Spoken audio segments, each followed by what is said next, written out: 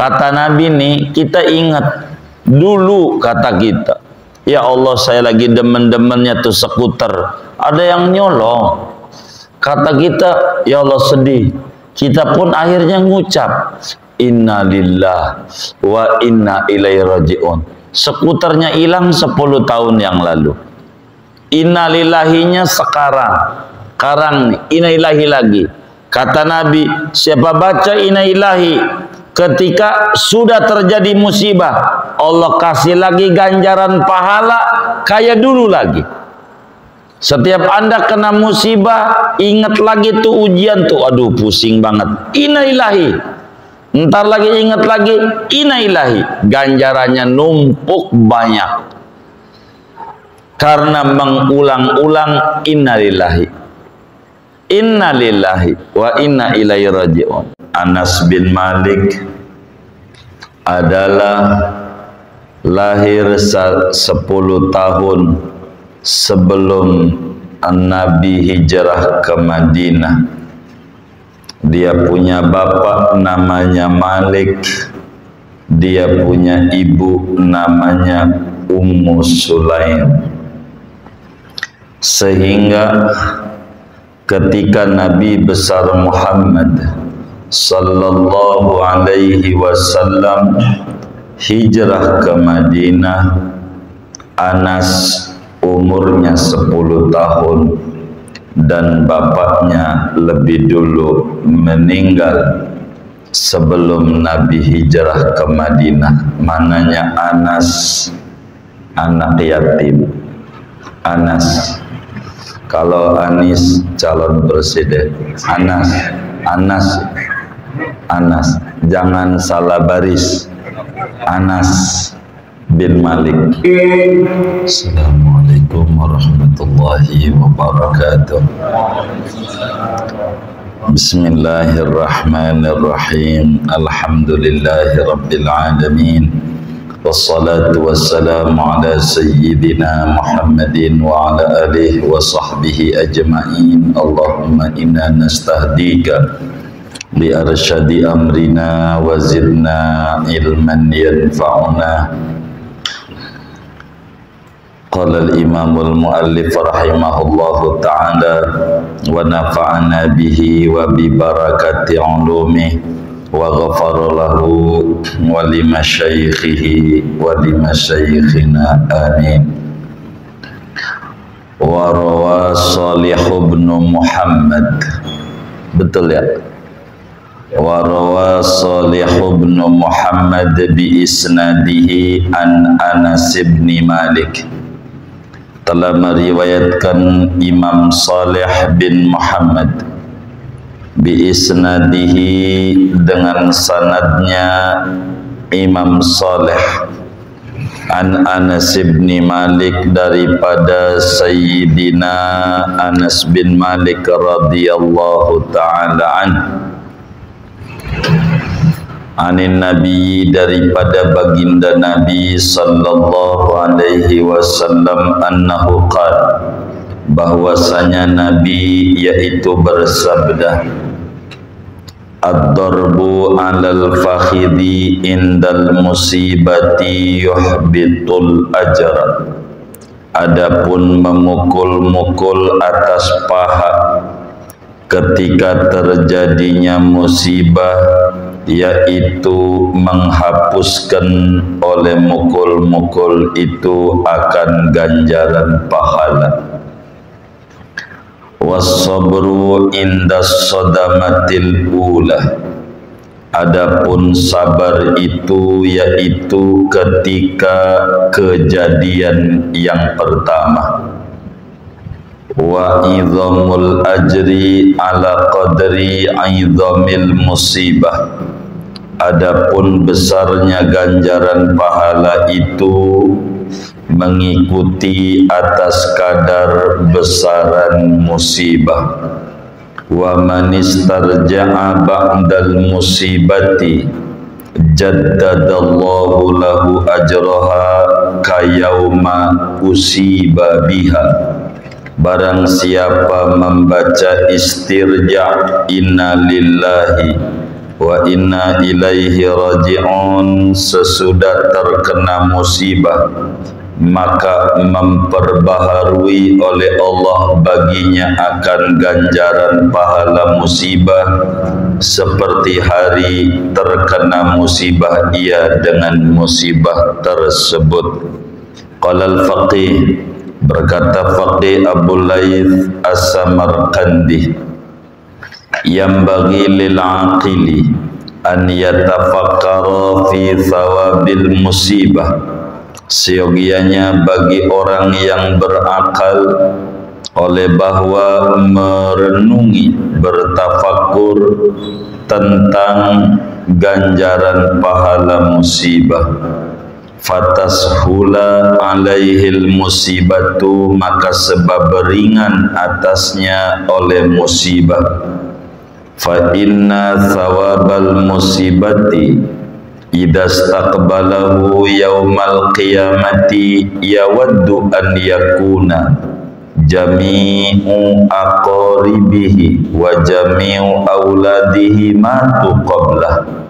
Maka sesungguhnya ganjaran pahala musibah, yaitu apabila menerima ia akan ganjaran pahala pada hari kiamat, beringin kepingin bahwa ada oleh seluruh kerabatnya dan seluruh anak-anaknya, yaitu mati mereka sebelum dirinya, liyanalal ajra wa sawabal musibah, agar supaya ia mendapatkan ganjaran dan pahala musibah. Wa qad wa'ada wallahu a'lam bissawab. Segini dulu.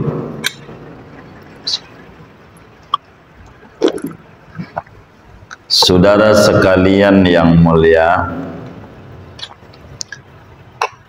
malam hari ini kajian kita masih berbicara hadis-hadis yang menerangkan tentang pentingnya sabar menghadapi musibah. Hadisnya dari jalur sahabat Nabi Anas bin Malik. Sebagaimana pada pertemuan-pertemuan yang lalu dijelaskan, Anas bin Malik adalah lahir 10 tahun sebelum Nabi hijrah ke Madinah. Dia punya bapak namanya Malik, dia punya ibu namanya Ummu Sulaim. Sehingga ketika Nabi besar Muhammad sallallahu alaihi wasallam hijrah ke Madinah, Anas umurnya 10 tahun dan bapaknya lebih dulu meninggal sebelum Nabi hijrah ke Madinah. Mananya Anas anak yatim. Anas, kalau Anis calon presiden, Anas, jangan salah baris. Anas bin Malik. Ibunya Ummu Sulaim. Ketika Rasulullah sallallahu alaihi wasallam nyampe Madinah, banyak sekali warga Madinah yang memberikan kado hadiah kepada Nabi Muhammad sallallahu alaihi wasallam. Ada yang bantu uang, macam-macam. Ummu Sulaim datang kepada Nabi lalu bilang, "Ya Rasulullah, saya lihat enggak laki, enggak perempuan, semuanya ngasih hadiah untuk bantu dakwah Islam. Kecuali saya enggak punya apa-apa. Harta saya ini bocah, namanya Anas, mau dijual-jual dah. Tapi bocah ini cerdas ya Rasul, bisa nulis. Jarang orang bisa nulis kala itu. Anas ini bisa nulis, cerdas. terserah engkau mau dijual-jual.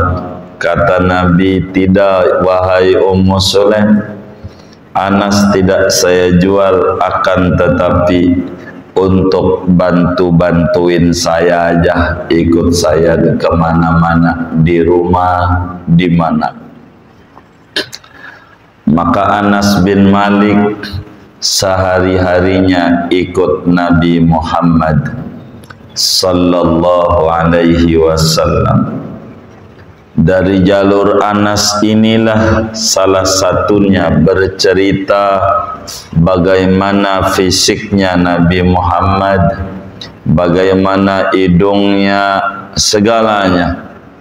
Bocah bisa dongeng.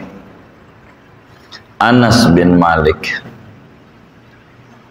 Karena bocah ndak ada malu, nggak ada ini, bocah jadi apa aja dilihat. Beda sama Abu Bakar, Umar yang minas sabiqinal awalin, lebih dulu masuk Islam. Anas bin Malik 10 tahun bareng sama Nabi. Karena Nabi ada di Madinah 10 tahun, maka ketika Nabi meninggal dunia, Anas umurnya 20 tahun. 20 tahun. Anas bin Malik 20 tahun. Karena bocah, waktunya luang, kemana-mana ikut Nabi Muhammad sallallahu alaihi wasallam, maka beliau banyak meriwayatkan hadis, termasuk minal muksirin, termasuk orang yang banyak meriwayatkan hadis. Tercatat dalam kitab hadis tidak kurang dari 2223 hadis Nabi yang disampaikan oleh Sayyidina Anas bin Malik radhiyallahu ta'ala an. Umurnya panjang 100 lebih. Anas bin Malik luar biasa. Imam Hasan Basri salah satu murid Anas bin Malik. Anas bin Malik. Anas juga bilang terkait Nabi Muhammad punya keringat, ma syamamtu miskan wala ambara qattu atyaba min raihati Rasulillah sallallahu alaihi wasallam. Saya udah pernah cium tuh minyak wangi model apa aja, emang dibagi juga Musad Papai. Minyak misik, ambar, gaharu, apa aja gua udah cium, kata Anas bin Malik. Tapi dari sederetan minyak wangi yang mahal, yang harumnya kayak apa, saya belum pernah nyium wangi-wangian seharum keringatnya Nabi Muhammad sallallahu alaihi wasallam. Keringatnya wangi. Saya udah pernah pegang yang namanya itu bahan, macam-macam bahan, apa toyobo, apa toron, apa aja. Wama masastu dibajan wala hariran alyana min kafi Rasulillah sallallahu alaihi wasallam. Saya udah pernah nyentuh model sutra kayak apa aja. Apa aja udah saya pegang, tapi saya belum pernah megang sesuatu yang lembut. Mau sutra, mau apa, lembutnya saya pegang, tapi nggak ada yang selembut telapak tangannya Nabi Muhammad sallallahu alaihi wasallam. Anas bin Malik, apa aja ada di rumahnya. Topoknya Nabi dia punya topoknya. Cangmuknya Nabi yang pecah ditambal pakai tambalan perak ada juga di rumahnya Anas bin Malik. Dia banyak dapat hadiah dari Sayyidah Aisyah radhiyallahu taala anha dan dari istri-istrinya Nabi. Anas bin Malik, banyak hadisnya, tapi saya tidak mau panjangkan tentang Anas. Saya sudah pernah terangin Anas ini panjang banget, dengan anak jumlahnya banyak, udah kita jelasin pada pertemuan-pertemuan dahulu. Tapi sebagai tabarukan, kata Imam Sufyan bin Uyainah, inda dzikris sholihin tanzilur rahmah. Ketika ulama itu disebut namanya, didongengkan kehidupannya, maka rahmat Allah turun. Supaya kita tabarukan menyebut-nyebut nama sahabat Nabi yang dekat dengan Nabi, yang cintanya sama Nabi luar biasa. Sayyidi Anas bin Malik udah pernah minum juga keringat Nabi, ibunya yang minumin. Cerdasnya kayak apa? Ini Anas bin Malik. Singkatnya, Anas bin Malik sahabat Nabi yang amat sangat luar biasa, radhiyallahu ta'ala an wa an jamis sahabah. Mudah-mudahan kita dianugerahi anak keturunan yang memiliki kecerdasan dan kesalehan seperti cerdas dan solehnya Anas bin Malik. Amin ya rabbal alamin. Sekelumit ini dongengin Anas biar enggak terlalu panjang ngaji malam hari ini. Kata Sayyidina Anas bin Malik, aku dengar Rasulullah sallallahu alaihi wasallam bersabda. Hadis yang kita bedah ini Imamul Bukhari riwayatkan juga di dalam Sahihul Bukhari sebagiannya. Imamud Dailami riwayatkan juga di dalam Musnad Al-Firdaus Bima'thuril Khitab. Lumayan jilidnya. Kata Nabi, saudara, ad-darbu 'alal fakhidi indal musibah yuhbitul ajra. Mukul-mukulin paha ketika terkena musibah memberangus ganjaran pahala.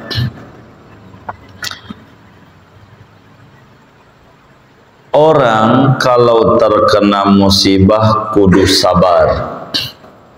Cirinya tidak sabar, dia frustasi. Tanda-tanda frustasi macam-macam. Tanda-tanda enggak terima pada ketentuan Allah macam-macam. Ada yang gondolin kepala, ada yang nyakar-nyakarin pipi, ada yang robek-robekin baju, ada yang mukul-mukulin badan, dan seterusnya. Ini satu petunjuk bahwa orang itu tidak ridho dengan takdir yang buruk yang menimpa pada dirinya.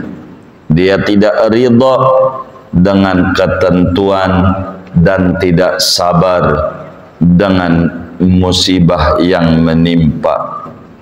Maka Nabi menjelaskan, ad-darbu 'alal fahidi indal musibah yuhbitul ajr.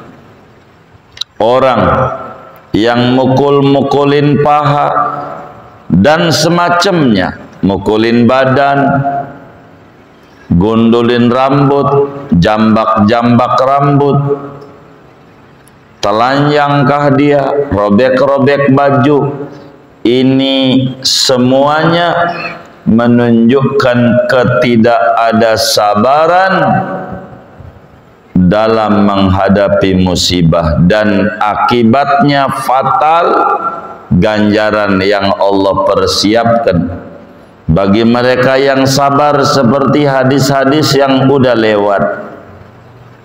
Enggak dapat, musibah mau terjadi, ganjaran enggak dapat kalau kita meratap, kalau kita enggak terima, kalau kita gundah, kalau kita berduka nestapa dengan kita mengekspresikan kedukaan dengan berbagai macam ekspresi yang dalam hadis ini mukul-mukulin paha, yakni mukul-mukulin badan, robek-robek baju, jambak-jambak rambut, cakar-cakar diri, itu semuanya akan menghilangkan ganjaran pahala yang didapat bila mendapatkan musibah.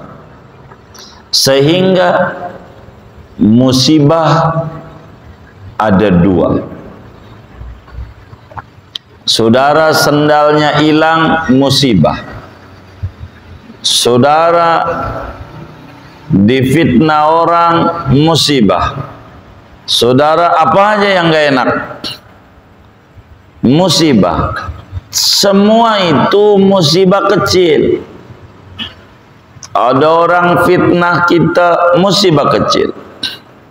Musibah terbesar bila hilang ganjaran pahala yang Allah sediakan. Sendal hilang, musibah kecil. Musibah besar bila Baitul Hamdi, istana megah di surga yang dipersiapkan, ora jadi milik kita gara-gara mengeluh, frustasi, meratap, berduka nestapa dengan mukul-mukulin badan. Jadi musibah terbesar itu. Jadi kita harus pahami bahwa musibah ada dua. Musibah dikata-katain orang, musibah. Tapi yang terbesar bila kita frustasi, ganjaran nggak dapat yang Allah persiapkan, itu yang besar. Maka agar supaya ganjaran nggak hilang, ya kudu sabar. Begitu makna hadis ini. Kudu sabar. Was-sabru indas sodamatil ulah. Imam Bukhari pun riwayatkan hadis ini. Kesabaran itu ketika penabrak pertama, mana awal kejadian. Kalau udah lama-lama memusibah tuh, lama-lama lupa kita. Awal itu yang harus dikuasai. Berita duka cita meninggal, famili kerabat kita, disitulah yang harus ada namanya sabar. Kalau udah 3-4 hari, apalagi udah lama, udah setahun 2 tahun, haul aja udah 30 tahun, udah enggak biasa aja, udah rileks, udah nyantai. Maka bukan di situ sabar itu. Jadi kata Nabi, was-sabru indas sodamatil ula. Sabar yang sesungguhnya ketika penabrak pertama, yakni kejadian pertama. Saat terkena musibah pertama itulah dia harus sabar. Di situ jangan sampai dia frustasi. Sabar. Sabar. Nanti lama-lama Allah bakal beri pemahaman hikmah daripada musibah yang ada. Ini musibah ringan, ini kecil, ini itu lama-lama. Tapi saat pertama itu bisa lupa. Bisa lupa diri. Bisa mukul-mukul badan, jambak-jambak, guling-guling, bisa pingsan, macam-macam. Itu musibah. Begitu, musibah. Maka kesabaran yang sesungguhnya saat mula-mula kejadian. Disitulah kita bilang kudu sabar. Kalau udah seminggu sabar, nggak usah diomong, udah mulai bisa mengendalikan diri. Tapi yang sesungguhnya indas sodamatil ula. Kemudian kata Nabi, wa idhamul ajri ala qadri idhamil musibah. Ganjaran orang yang didapat gara-gara terkena musibah enggaklah sama satu dengan yang lain. Manakala besar ujian yang menimpa dia, maka besar pula ganjaran pahala yang Allah berikan. Karena ganjaran itu akan mengikuti nilai daripada musibah. Bila musibah yang menimpa pada dirinya besar, lalu sabar, maka ganjarannya terbesar. Tidak ada musibah yang paling besar menimpa anak manusia selain musibah yang menimpa Nabi Muhammad sallallahu alaihi wasallam. Abahnya umur 2 bulan wafat. Artinya enggak pernah lihat wajah abah. Kalau kita biar kata enggak lihat, masih ada fotonya, masih ada. Ini enggak ada. Lahir, lalu ibunya umur 6 tahun meninggal, jadi yatim piatu, payah. Ikut kakek, mati juga kakeknya. Ikut paman, mana anaknya banyak, Abu Talib.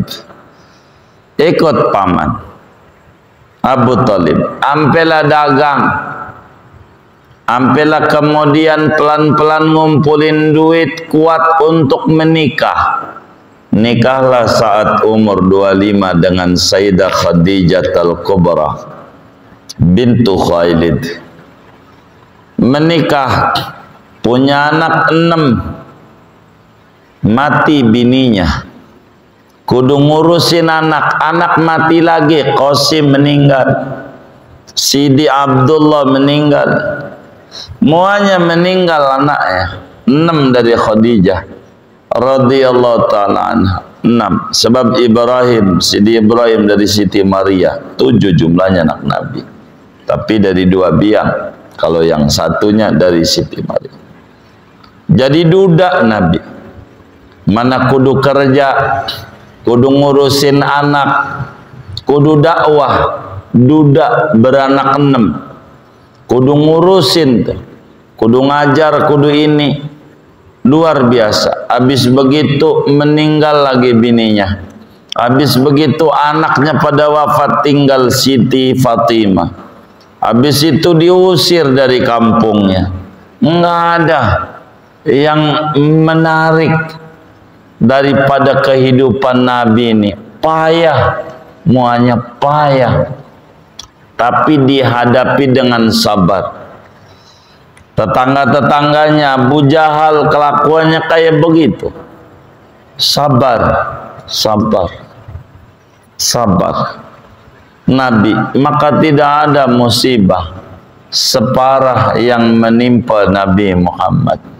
Mana dia kekasih Allah? Mana beliau orang yang dekat dengan Allah, orang yang dicintai Allah. Sampai makan susah 3 bulan Nabi makan nasi aking. Kalau kita orang roti kering nggak ada, nggak ngebul dapur. 3 bulan Nabi nggak ada yang dimakan, nyari duit susah. Tuh Nabi. Kalau kita biar kata ngeluh, aduh usaha payah, kontrakan kan punya. Biar kata payah, tempat usaha punya, aplikasi Gojek punya.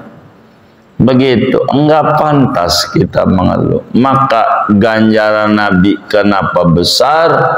ujian yang menimpa Nabi besar. Maka kata Nabi, asyaddukum balaan al-anbiya. Orang yang paling berat ujiannya, musibahnya adalah yang pangkatnya Nabi. Apalagi yang pangkatnya Sayyidul Anbiya wal Mursalin. Paling berat. Berat ujiannya. Berat. Tidak ada yang enggak berat.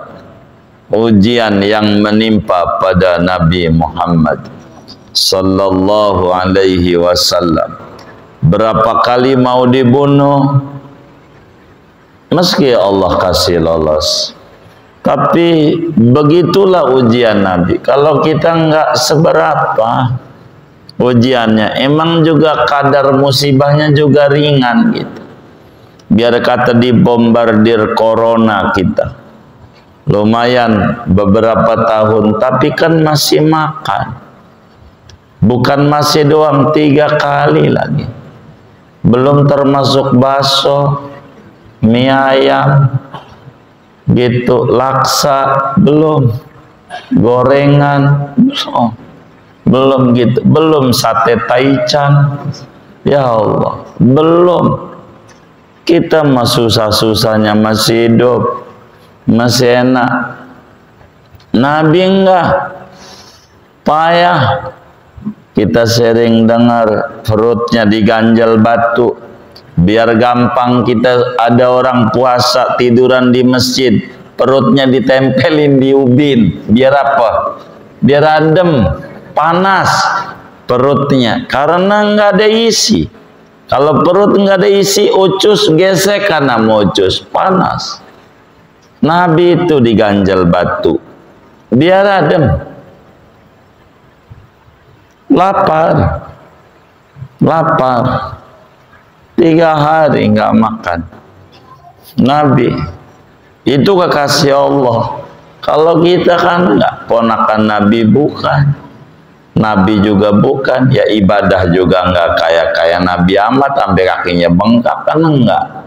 Ujian kita ringan, tapi ngeluhnya kita paling tinggi. Itu kita ngeluh. Nanda bandingin, baca tentang Sabrul Ulama sampai Sidi Syekh Abdul Fattah Abu Ghuddah, ulama besar dari Halab, menulis kitab Safahat an Sabril Ulama was Salihin, catatan-catatan sabarnya orang-orang dulu mendapatkan cobaan demi cobaan. Orang baca surat Yusuf, anaknya ketika 7 bulanan dibacain surat apa? Yusuf, biar apa? Ganteng, kagak. Orang babanya hitam, mamanya hitam, anaknya putih, dicurigai. Jadi dibacain surat Yusuf tuh biar kebal ngadepin kehidupan. Sebab simpul kehidupan, pendidikan tentang alam dunia di surat Yusuf lengkap. Lengkap. Dan dunia isinya dua. Nggak bakalan lepas dari 2. Enak, enak. 2 doang isinya. Enak, enak, begitu. Senang, susah, itu doang isinya. Coba baca surat Yusuf, isinya itu. Isinya Yusuf didemenin bapaknya dibanding anak yang lain. Jawabannya, senang apa susah? Senang apa susah? Susah. Nabi Yusuf tuh kita, biar gampang, didemenin bapak kita dibanding yang lain. Kita kira-kira susah apa seneng? Tadi susah. Ini yang benar nih. 2 doang isinya dunia. Kalau enggak seneng susah, tinggal jawab. Nih Yusuf nih, bukan biar ganteng. Dia didemenin sama Nabi Yakub dibanding yang lain. Seneng apa susah? Seneng. Habis itu dia diceburin ke sumur. Senang apa susah? Susah. Habis ceburin ke sumur, ada yang nolongin, diangkat dari sumur ke atas. Senang apa susah? Senang. Habis itu dibawa, dijual jadi budak. Senang apa susah? Susah. Habis jadi budak, kemudian itu diangkat oleh raja, angkat anak. Senang apa susah? Senang. Keluarga raja senang, enak gitu. Kalau bisa anaknya raja jadi wapres, kalau bisa. Jangan dicatat, ada aja ke situ-situ itu. Enak diangkat jadi anak raja, enak, enak. Itu begitu. Habis itu dituduh serong sama istrinya raja, masukin penjara. Senang apa susah? Habis itu tidak terbukti bersalah, diputus bebas. Senang apa susah? Senang dia. Jadi menteri, senang nggak? Senang. Jadi isinya senang, susah. Dunia begitu. Jadi kalau kita ngalamin susah, biasa dunia. Ngalamin senang, biasa. Senang enggak usah kelewatan, susah enggak usah kelewatan, semuanya sementara dunia, dan tidak ada yang berat. Ganjaran itu akan mengikuti musibah yang ada. Kalau musibahnya besar, maka ganjaran pahalanya besar. Dah gitu aja. Kata kita ini musibah berat, oh ya ganjarannya gede. Kemudian kata Nabi, wa man istarja'a ba'dal musibah jaddadallahu lahu ajraha kayauma usiba biha. Kata Nabi nih, kita ingat dulu, kata kita, ya Allah saya lagi demen-demennya tuh skuter, ada yang nyolong. Kata kita, ya Allah sedih.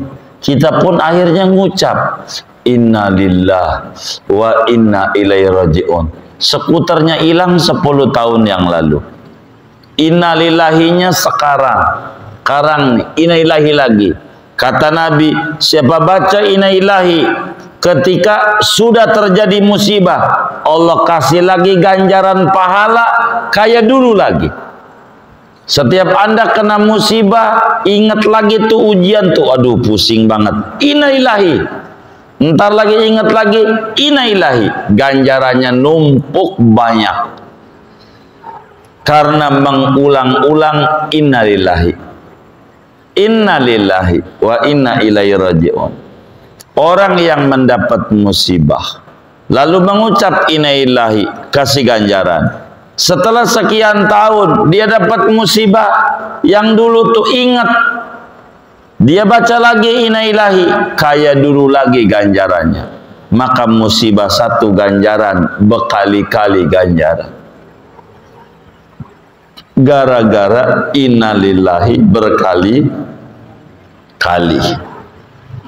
Maka Nabi bilang, kayauma usiba biha, percis kayak hari pertama kali dapat musibah. Dari hadis ini dipaparkan oleh Imam Abil Laits As-Samarqandi. Kata beliau, yang bagi lil aqil, bagi orang yang punya akal cerdas, pikirannya waras, seyogianya merenungi berbicara ganjaran pahala ini. Betapa orang dapat musibah kena duri aja dapat ganjaran. Betapa lampu mati aja baca inna ilahi dapat ganjaran. Maka bila orang merenungi ganjaran pahala besar yang Allah persiapkan bagi mereka yang sabar ngadepin musibah, fatashula alaihil musibah, maka nanti bakal jadi ringan. Kalau ingat ganjarannya, kalau ingat ganjarannya, maka musibah akan ringan. Apatah lagi ingat ama yang ngasih ganjarannya. Kayak cewek kita nyubit kita, pacar kita nyubit kita. Karena ingat yang nyubit pacar, jadi nggak marah. Marah nggak? Kenapa? Pacar. Ini yang nyubit kita Allah, yang kita demenin. Jadi ringan musibah itu. Yang ngasih ujian Allah, jadi ringan. Kenali Allah, akan jadi ringan musibah. Enggak bisa kenali ganjaran yang dipersiapkan oleh Allah terkait musibah, maka akan jadi ringan musibah. Kata al-faqih, yang bagi lil aqil an yatafakkara fi sawabil musibah fatashula alaihil musibah. Musibah akan jadi ringan, derita akan jadi ringan bila melihat ganjaran pahala yang Allah persiapkan kelak di akhirat, manakala kita sabar menghadapi musibah yang ada. Karena itu ganjaran pahala yang bakal diterima oleh seorang hamba kelak di akhirat, kalau sudah lihat ganjarannya, udah lihat dia kena duri, dia sabar, dia sendalnya hilang, dia sabar, dilihat di akhirat, dia ampe minta sama Allah, ya Rabb, kalau tahu begini, anak meninggal, ganjarannya gede kayak begini, coba semuanya pada wafat aja semuanya. Begitu, saking apanya? Gedenya. Ketika hilang tuh sendal, ya Allah jangan sendal dah yang hilang, peda. Begitu. Saking gedenya ganjaran, karena nggak tahu timbang sendal cepit sewalau itu juga bawahannya udah dikasih peniti, ngamuk-ngamuk juga waktu hilang. Kurang ajar, ini kagak menghargai orang ngaji. Sendal hilang, apaan sewalau, udah ada penitinya banyak, tahu penitinya. Terus itu begitu. Jadi bila orang melihat ganjaran pahala yang bakal diterima di akhirat dari musibah yang menimpa dia, ya waddu an yakuna jami'u aqribih wa jami'u auladih matu qablah liyanala al ajra wa sawabal musibah. Ketika orang melihat ganjaran besar yang Allah persiapkan di akhirat nanti dengan musibah yang ada, maka dia kepengen nanti di akhirat, pengen banget, pengen apa? Seluruh hidupnya penuh dengan musibah, melihat ganjaran yang dipersiapkan, enaknya ahlul musibah di dunia, di akhiratnya. Maka bila kita di dunia banyak musibah, kayaknya musibah nggak ada habisnya, nggak apa-apa. Di akhirat ganjarannya gede, dan musibah kita tidak seperti musibah yang menimpa pada orang-orang soleh zaman dahulu kala. Enggak ada.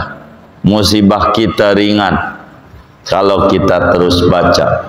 Maka bila kita sabar, baca tentang sabarnya orang-orang dulu, bagaimana mereka mendapatkan musibah demi musibah, tapi mereka sabar, akhirnya mereka menjadi sukses adanya, menjadi sebuah cerita yang menarik, sampai menjadi contoh Nabi Ayyub alaihi salam, contoh tentang kesabaran seorang hamba menghadapi musibah.